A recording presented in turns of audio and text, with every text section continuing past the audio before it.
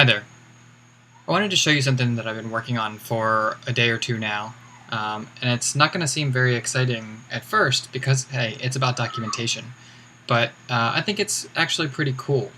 So I'll just show you, we'll jump right in. So this is the documentation in progress for Taffy 2.0, which I just released.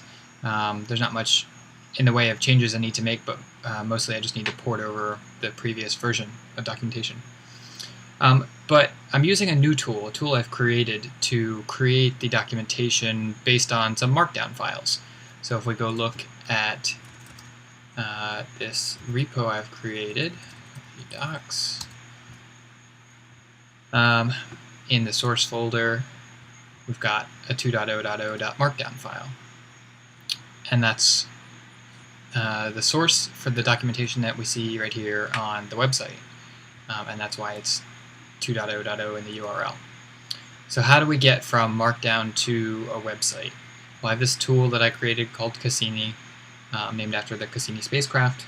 And I'm also doing a little bit of magic with it and using Node.js and Heroku to host my documentation, and a service called drone.io to do continuous deployment and continuous integration.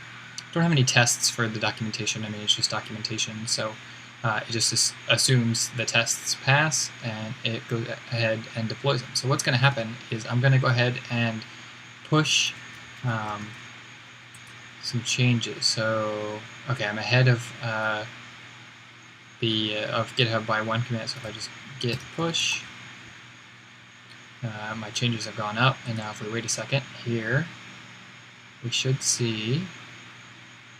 I might need to refresh the page. Yep, there we go. New build is started. And that was automatic just because I pushed to GitHub. We can go look at the contents, but that's going to be kind of boring. Essentially, it's just building the app, and it'll start up on Heroku. And then once it's running, it regenerates the documentation from the markdown files, and then it publishes.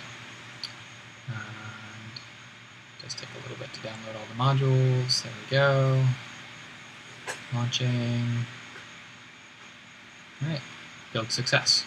So now if we just go to my app, taffydocs.herokuapp.com, then the documentation's there, and the changes that I made are now live. So that's pretty cool. It's basically continuous deployment for my documentation, but the other really awesome thing about this is that it really unlocks the power of GitHub for my documentation.